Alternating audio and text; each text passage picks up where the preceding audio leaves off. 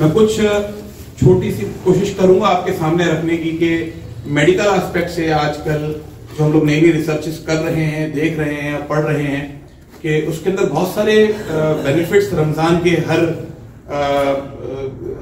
कोशिश के अंदर, हर रिसर्च के अंदर निकल करके आ रहे हैं। बिलाशुबा अल्लाह ताला ने ये हर कौम पे फर्ज करा, जैसे कि अभी आयत पढ़ी गई कुरान की सूरह बकरा की कि तुमसे पहले की कौमों पे भी ये फर्ज करा गया और हम पे भी ये फर्ज करा गया। मैं इसमें थोड़ा सा एडिशन करता चलूँ, सिर्फ ये हमारी कौम पे या मुसलमानों पे ही फर्ज नहीं है, बल्कि हर धर्म में मुख्तलिफ किस्म से इसको कहा जाता है। कोई व्रत कहता है, कोई फास्ट कहता है, कोई रोजा कहता है, कोई सौम कहता है। और चूंकि खालिक ने हमको बनाया, तो खालिक ने जो हम सबको बेहतरीन जानने वाला है, जिसने हमको मैन्युफैक्चर करा, जिसने हमको प्रोड्यूस करा, वो हमारे बारे में, जिसने हमारी तख्लीक करी, वो हमारे बारे में जानता है कि हमारे लिए क्या बेनिफिशियल है, क्या बेहतर है, क्या बेनिफिट है। तो उसने हमारे लिए ये जरूरी रखा कि हम लोग 1 महीने के फास्ट या रोजा रखें या व्रत रखें।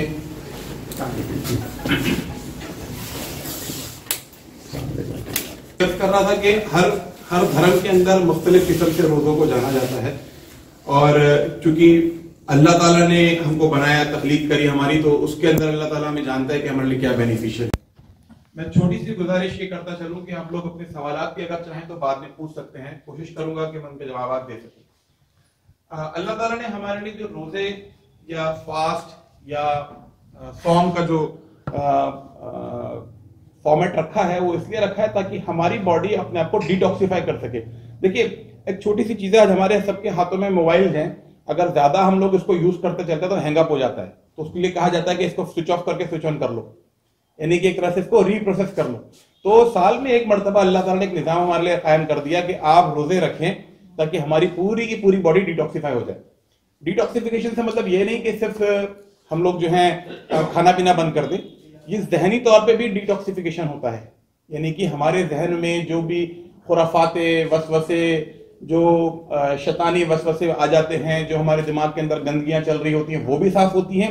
और जाहिर तौर पे जब हम लोग खाने पीने को रेस्ट देते हैं, अपने स्टमक को, अपने एब्डोमेन को, अपने डाइजेस्टिव सिस्टम को रेस्ट देते हैं, तो वो एक तरह से फिजिकल डिटॉक्सिफिकेशन भी होता है। तो इसमें जैसे कि अभी बताया गया था कि कुरान के बारे में कि पढ़कर समझ करके हम पढ़ें, मैं बात से थोड़ा हट रहा हूं शायद। जैसे पढ़ने का मतलब है कि पढ़ना, रीडिंग करना और समझना, ये समझना कोई पढ़ने से अलग चीज नहीं है। ऐसे ही रोजा या सौम, जिसको सौम को अरबिक वर्ड है सौम, सौम का मतलब लफ्जी माने आप सब जानते होंगे, रुकना। तो यहां हम समझते हैं कि वह खाने पीने से रुक जाए, ये बहुत सब लोग जानते हैं, बुजुर्ग बहने मेरे। सौम से मतलब सिर्फ यही नहीं कि हम खाने पीने से रुक जाएं, बल्कि हर चीज से रुकना है। उसमें चाहे शैतानी वसवसे जहनी तौर पर हो, चाहे हमारे जबान की लफ्जिशें हो, चाहे हमारे हाथ पैरों की जो कोशिशें होती हैं दूसरों को नुकसान करने की, उससे भी हमें रुकना है।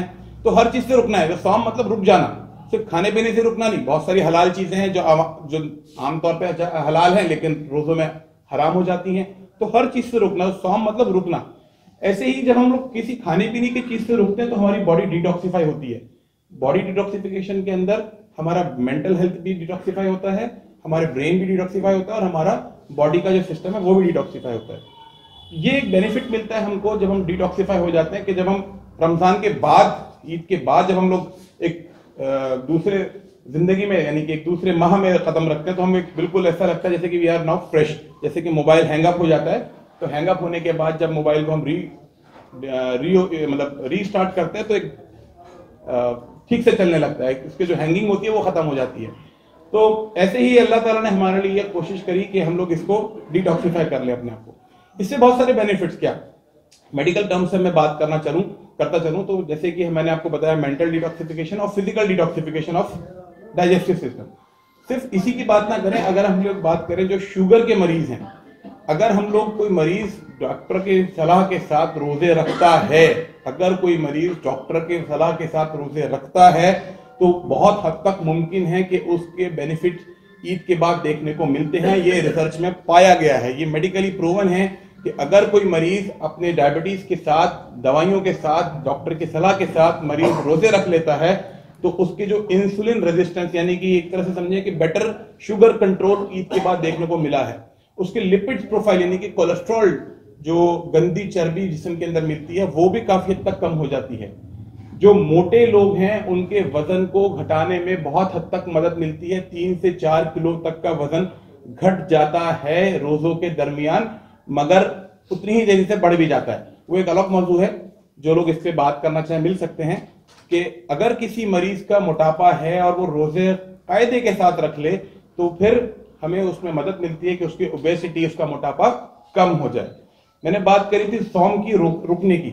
अभी 1 घंटे कबल की बात है, मेरे पास एक मरीज आई, वो उनकी शुगर बहुत ज्यादा बढ़ी हुई थी, तो मुझसे बोली कि मैंने रोजे के बाद फ्रूटी पी ली थी, इसलिए मेरा शुगर 3 दिन से बढ़ा हुआ चल रहा है।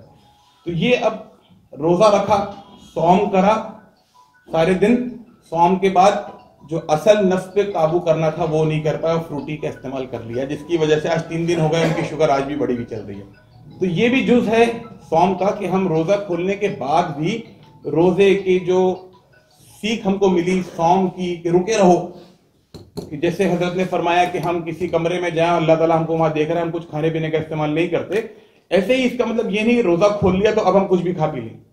रोजा खोलने के बाद जिस चीज की मनाही है, क्योंकि देखिए मैं इस बात को अर्ज करता चलूं कि हम लोगों को ये पता है कि परहेज करना भी सुन्नत है। तो अगर हम परहेज नहीं करेंगे, दवा खाते रहेंगे, तो हमारा जो अचीवमेंट है वो मुकम्मल नहीं होगा। इसी तरीके से अगर रोजा खोल लिया, रोजा खोलने के बाद अगर हमने जो परहेज की चीजें हैं उनका इस्तेमाल कर लिया तो it is of no use. जो सौम था वो पर्पस सॉल्व नहीं हुआ। फिर हम लोग कोशिश ये करते हैं कि हमारे जो नताइज हैं वो मिलते नहीं है। अब उसमें चाहे वो रूहानी नताइज हो, चाहे वो फिजिकल रिजल्ट हो हमारे, तो हमें कोशिश करनी चाहिए कि जिन चीज़ों से हम रोजों के दरमियान में रुके रहे, जिन चीज़ों को खाने पीने से रोका गया, उसमें से जो परमिसिबल चीज़ें हैं, जो हमको इजाज़त है खाने के लिए, बस वही चीज़ खाएं रोजों के बाद भी। ये पार्ट है सौम का, ये जुज है सौम का। फॉर एग्जाम्पल थोड़ा सा मैं डाइट्स पे बात करता चलूँ, ये लोग आप नोट कर लीजिएगा, उसको घर में भी जाके प्रैक्टिस करने की कोशिश करिएगा कि हमारे यहाँ, मुझको माफ करिएगा गुस्ताखी के लिए, कि हमारे यहाँ रोजों के अंदर, रमजान के अंदर ज्यादा खाया जाता है। हम लोग 15-16 घंटे का सौम रख करके वो जो गुंजाइश, जो हम लोग जो कसर होती है, वो अगले 8 घंटे में हम लोग उसको पूरा कर लेते हैं और बल्कि ज्यादा खाते हैं। I am very sorry to say, माफी के साथ, अनहेल्दी खाते हैं। उसमें भले ही हमारे घर भी हो और हम सबके घर आने में ये होता है कि हम सब लोग जो है फ्राइड फूड्स, कचालू, उसके अंदर चीनी डालते हैं। फ्रूट सैलेड चीनी के बगैर हम लोग इस्तेमाल नहीं करते। हम लोगों के यहाँ पकौड़ों का इस्तेमाल बहुत ज्यादा होने लगता है। हमारे यहाँ फ्राइम्स, जो कचरी तली हुई चीजें होती है, कहने का मकसद है कि तली हुई चीजों का इस्तेमाल ना करें, मीठी चीजों का इस्तेमाल कम अज कम रखें, ताकि हमारे जो रोजे का जो पर्पस है वो सॉल्व हो सके। हमने 15 घंटे तो इस्तेमाल कर लिया, सौम को फॉलो कर लिया, 15 घंटे के बाद अगले 8 घंटे 9 घंटे के अंदर हमने सारी गुंजाइश को पूरा कर दिया। तो ये बहुत बड़ा डीमेरिट मिलता है। जो हमको रिजल्ट्स मिलने चाहिए वो हमें रिजल्ट्स ईद के बाद नहीं मिलते। बहरहाल ये वेस्टर्न वर्ल्ड में बहुत ज़्यादा अच्छी तरीके से इसके ऊपर रिसर्च हो चुकी है कि अगर हम इस्तेकामत के साथ जैसे रोज़े रखने के लिए हुक्म दिया गया वैसे रोज़ा रखें, साथ में जो डॉक्टर्स ने हमें मशवरे दिए कैसे खाना है, क्या खाना है, कितना खाना है, उसको भी फॉलो करेंगे तो हमें बहुत अच्छे नताइज बायोकेमिकल यानी कि हमारी शुगर्स, लिपिड्स, इन सब के ऊपर भी मिलते हैं। अच्छे लिपिड्स कंट्रोल होते हैं, अच्छी शुगर कंट्रोल होती है, अच्छी डायबिटीज कंट्रोल होती है। हमारे अंदर जो एक एनर्जी का जो जखीरा जो बर्स्ट होता है ड्यूरिंग रमजान, वो हमें ईद के बाद तक कंटिन्यू करने को मिलता है। एक बात और बताता चलूं, जिन लोगों को रोजे नहीं रखने, वो खास तौर पे इस बात का ध्यान रखें, जो किडनी के पेशेंट्स हैं उनको रोजे रखने की मुमानियत है, वो रोजे ना रखें तो बेहतर है। बाकी हर किस्म के मरीज जो अगर उनके अंदर हिम्मत है, अपने डॉक्टर की सलाह के साथ, अपने मेडिकल एडवाइस के साथ रोजे रखना अगर रख सकते हैं, खुद के अंदर अगर कुव्वत है तो रोजा रखना उनको चाहिए। जैसे सूरह बकरा के अंदर अल्लाह ताला फरमाया जो लोग बीमार हैं और जो लोग अपने सफरों में हैं वो अपने रोजे छोड़ सकते हैं, बाद में पूरे कर लें। तो गुस्ताखी के लिए मुझे माफ करिएगा, बाज़ दफा मेरे पास मरीज आते हैं लाइसेंस लेने के लिए, डॉक्टर साहब रोजे रखें, तो मैं तो इजाजत देता हूँ, आपके अंदर अगर कुव्वत है, आपके अंदर अगर हिम्मत है तो मदद मेरे से लीजिए, दुआ अल्लाह से करिए। और आज तक का रिकॉर्ड है अल्हम्दुलिल्लाह 6 साल अल-शिफा में हो गए, सिवाय एक मरीज के किसी को रोजा तोड़ने की खबर आज तक नहीं मिली। जो लोग हिम्मत के साथ कोशिश करते हैं कि कि हम रोजा रखेंगे, नियत अच्छी हो, नियत पक्की हो, और अल्लाह से दुआ करें, दवा के लिए मुझसे मशवरा लें और आप रोजा रखिए। बहुत सारे लोग रोजा रख पाते हैं, अल्हम्दुलिल्लाह आकर के बताते हैं कि किसी का रोजा टूटने की खबर आज तक सिवाय एक मरीज के, एक या गालिबन दो के, पिछले 6 साल में मेरे अलशिफा के स्टे में मुझको नहीं मिली। जो 8-10 दिन पहले से जो अभी पीरियड चल रहा है, जो लोग रोजे रखने वाले होते हैं उनको बताते चलते हैं कि आप रमजान में अगर रोजे रखने की नियत रखते हैं, आकर के अपनी दवा का ऑल्ट्रेशन करा लें, ताकि आपकी दवा को इस तरह से सेट कर दिया जाए कि आप रोजे रख सकें। कुछ बातें हार्ट के ताल्लुक से, जो हार्ट के मरीज हैं वो अपने डॉक्टर से मशवरा ले कि अगर वो पेशाब की कोई दवा खाते हैं, डायूरेटिक्स जिसे हम लोग बोलते हैं, अगर उस तरह की कोई दवा लेते हैं तो उसको थोड़ा सा तरमीम करा लें या चेंजेस करा लें या डोज में रिडक्शन करा लें, ताकि उनके रोजों के अंदर कोई प्रॉब्लम ना आए। बाकी जैसे मैंने अर्ज करा कि हर तरह का मरीज अपने डॉक्टर की सलाह के साथ रोजे रखने की कोशिश कर सकता है। सिर्फ डायलिसिस वाले पेशेंट्स या किडनी वाले पेशेंट्स रोजे में रोजा ना रखें। तो कोशिश हमें ये करनी है कि हम रोजा रखें, डॉक्टरी सलाह के साथ रखें, और इस कोशिश के साथ के जो मशवरे हमको दिया जा रहा है डाइट के लिए, क्योंकि एक साहब को मैंने कहा कि आप चने खा सकते हैं डाइट में, तो वो सारे दिन चने ही खाते रहे, अब अगले दिन वो पेट के दर्द के साथ आ गए। तो ये एक तरह की हिमाकत थी। क्या खाना है, कितना खाना है, इसके लिए चैनलाइज कर रखा है सारी जगह सिस्टम्स, डाइटिशियंस अवेलेबल हैं, हम लोग अपने मशवरे ले सकते हैं अपने लिए कि कितना खाना है, क्या खाना है। छोटी सी बात मैं और करता चलूं, सहरी और इफ्तारी के लिए जैसे मैंने अर्ज करा कि हम लोग चिकनाई का इस्तेमाल ना करें और कार्बोहाइड्रेट्स यानी कि मीठे का इस्तेमाल कम से कम करें। उसमें चाहे डायबिटिक्स हो, चाहे हार्ट के पेशेंट्स हो, चाहे ब्लड प्रेशर के पेशेंट्स हो, चाहे नॉर्मल जिनको कोई बीमारी ना हो वो भी।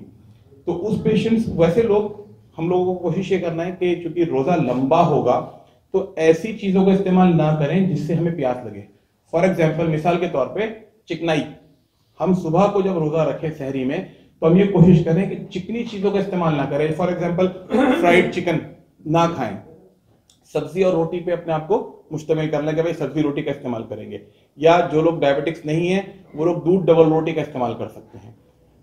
दूध का इस्तेमाल जरूर करें, क्योंकि दूध से दो चीजें का हेल्प मिलता है। एक तो डिहाइड्रेशन की कमी होती है, डिहाइड्रेशन नहीं होता। दूसरा ये कि इजी टू डाइजेस्ट, जो लोग दूध पी सकते हो। और तीसरी चीज जरूरी ये है कि जो लोग दूध के साथ साथ कोई चीज डबल रोटी या छुआरे या खजूर खा लें तो उनको जो है एनर्जी का जो एक बर्स्ट होता है, एक एनर्जी बॉम्बार्डमेंट होता है बॉडी के अंदर पूरे अगले 15 घंटे के लिए, वो उसको टेक ओवर करता है कि हम लोग एनर्जी से कम ना हो दिन भर।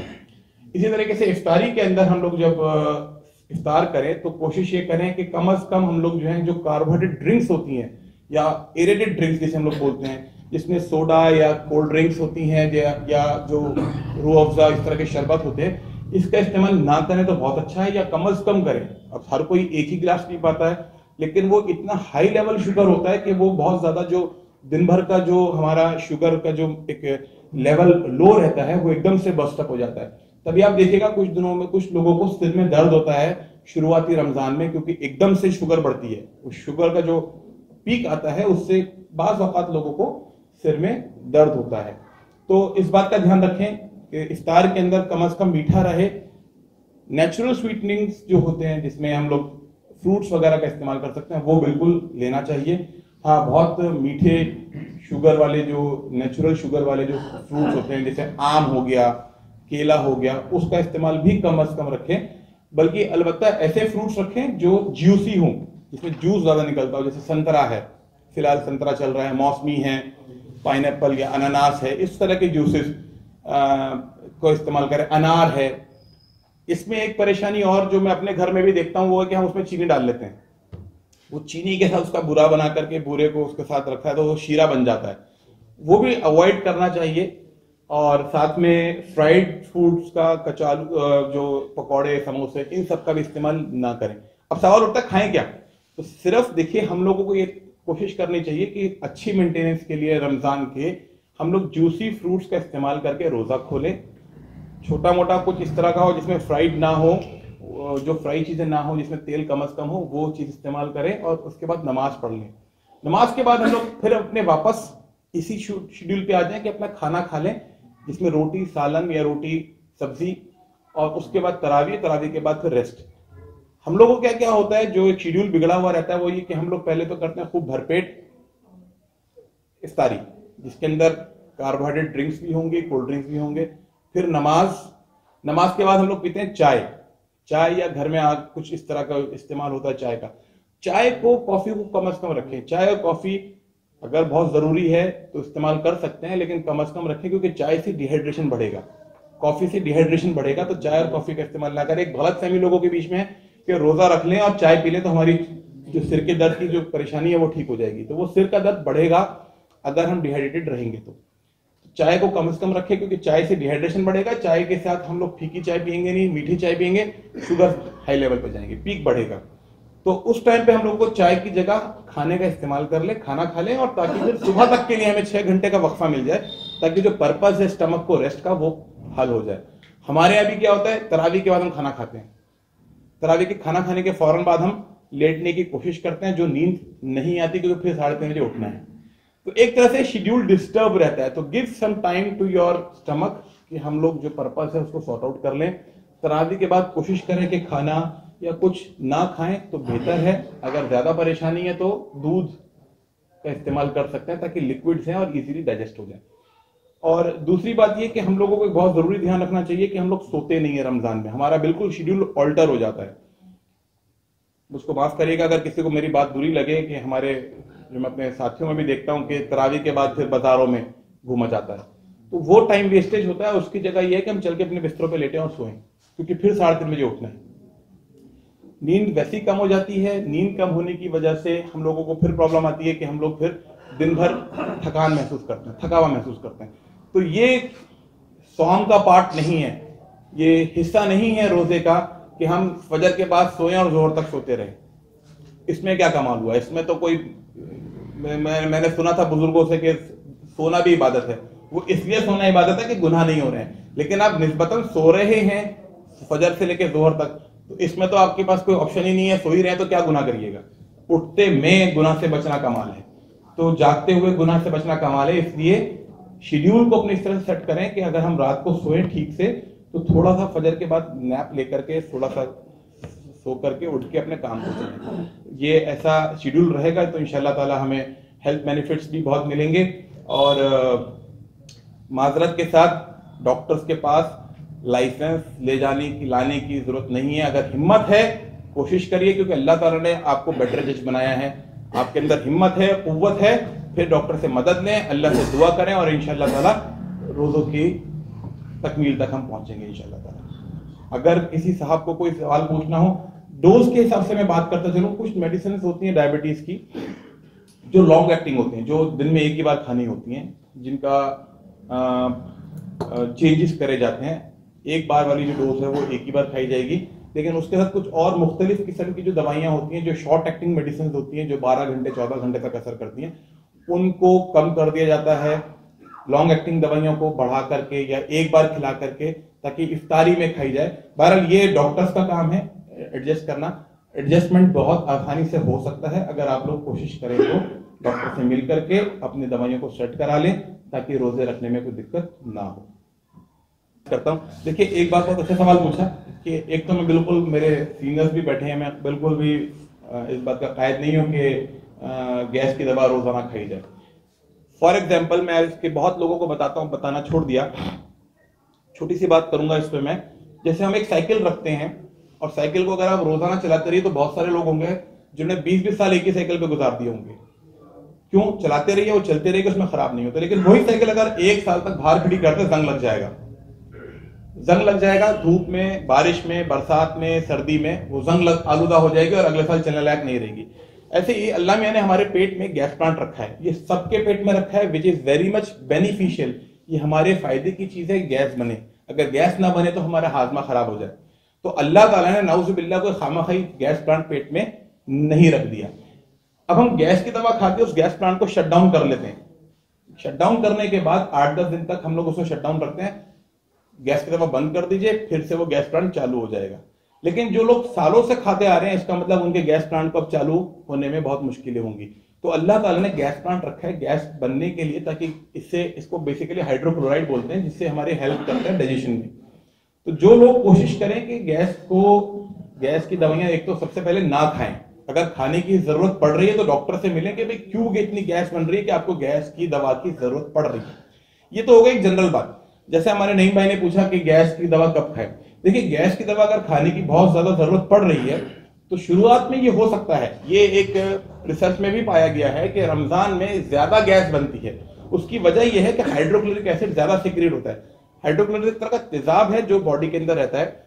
जैसे ही हमने सहरी करी, सिक्रीट हो गया, सिक्रीट होने के बाद तेजाब बन गया। तेजाब बनने के बाद होता क्या है,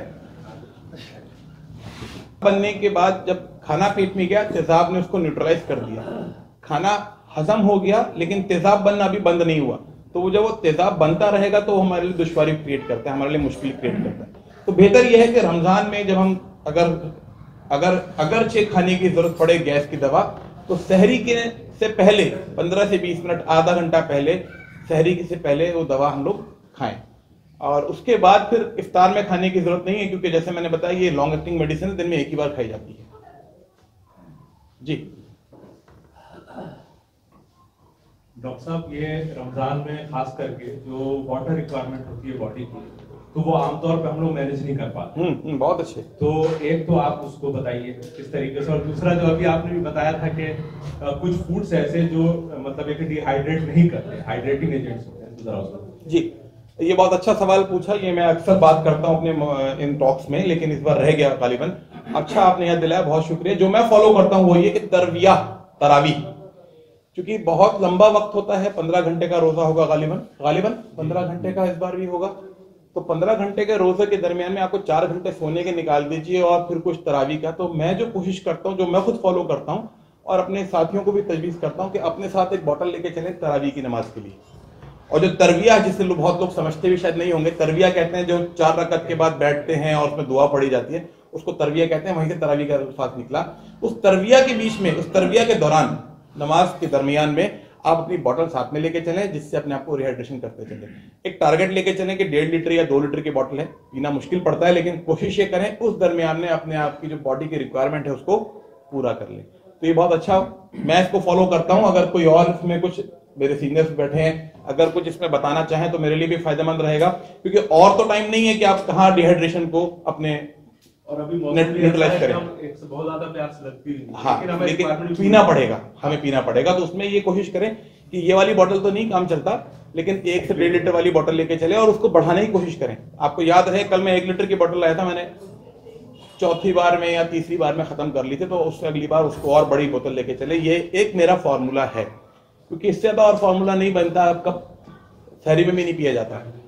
दूसरी बात जो आपने पूछी उसका मैं जवाब पहले दे चुका कि डिहाइड्रेटिंग वाली जो फ्रूट्स हैं, फ्रूट्स नहीं फूड्स कहिए, जो फ्राइड चीजें हैं, जो चिकनी चीजें हैं, जो मीठी चीजें हैं, उससे हमको जो है ना बार बार तलब होती है कि हम बार बार पानी पिए, तो वो डिहाइड्रेट करते हैं। चाय, कॉफी डिहाइड्रेशन का मादा रखती है। फ्रूट्स, फ्राइड फ्रूट्स डिहाइड्रेशन का मादा रखते हैं। हम आप अक्सर तौर पे देखिए, जो एरेटेड ड्रिंक्स होते हैं, आप पी लीजिए और पीने का जी चाहेगा, तो उसको वहीं से कर्टेल डाउन कर दीजिए, वहीं से रोक दीजिए कि हमें ये पीना ही नहीं है, आप सिर्फ पानी पीजिए। डिहाइड्रेशन का काम भी खत्म होगा। दूसरा, जो हमें जो तलब है वो पानी की, वो वहीं खत्म हो जाएगी।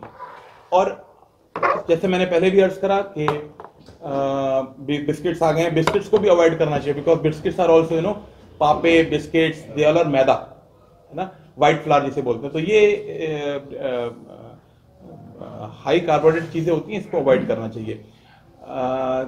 एक बहुत जरूरी बात ये कि मैंने जैसे बताया कि हाइड्रेटिंग फ्रूट्स जो होते हैं, हाइड्रेटिंग जूसी फ्रूट्स, जिसमें आज के दौर में पपीता भी है, बहुत ज्यादा जूसी तो नहीं होता लेकिन इट्स वेरी, हाँ, पपीता हो गया, वाटरमेलन हो गया, मैं नाम ले देता हूँ ताकि सहूलियत हो जाए। वाटरमेलन यानी तरबूज, खरबूजा तो अभी नहीं है लेकिन आने वाले वक्त में खरबूजा, अंगूर ले सकते हैं, संतरा है, मौसमी है, इनका जिक्र तो हो ही चुका है। ये सब चीजें हैं जिससे रिहाइड्रेशन, जिसमें जूस निकलता हो, वो सारे फ्रूट्स का इस्तेमाल करें तो ये रिहाइड्रेशन में भी हेल्प करेगा और इंशाल्लाह ताला एनर्जी के लिए बहुत अच्छा रहेगा इंशाल्लाह ताला।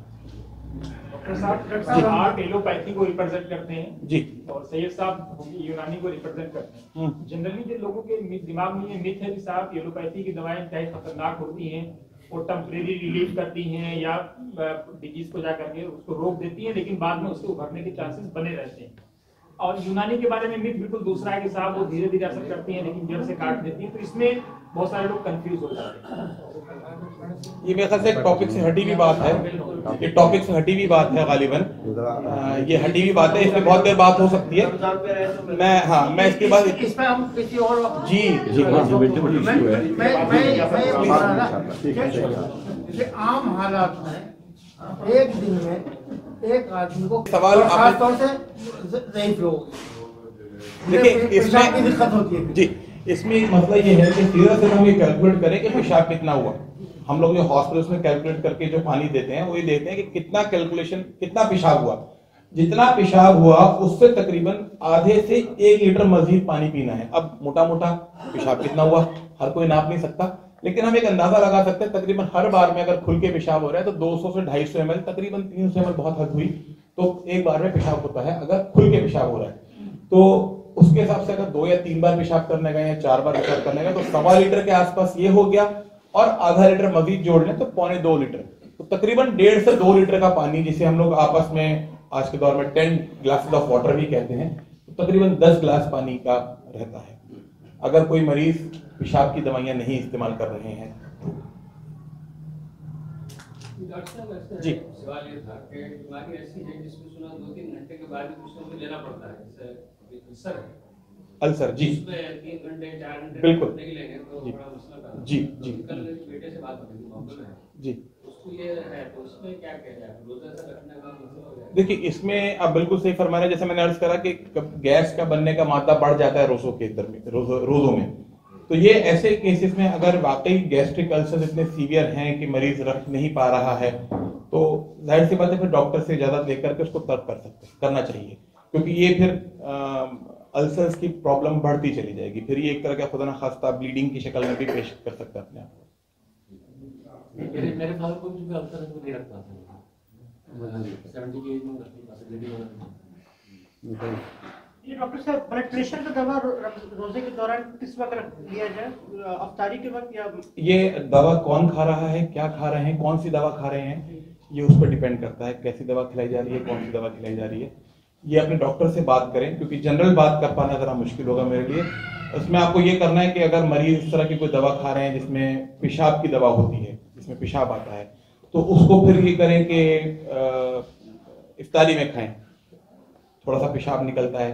लेकिन ये कि फिर अगर बाकी और किस्म की दवाइयां हैं तो वो बेहतर है कि डॉक्टर पे छोड़ा जाए, ये अकेले पब्लिक फोरम पे डिस्कस करने की जरूरत नहीं है। बहुत बहुत शुक्रिया डॉक्टर साहब। बहुत शुक्रिया साहब।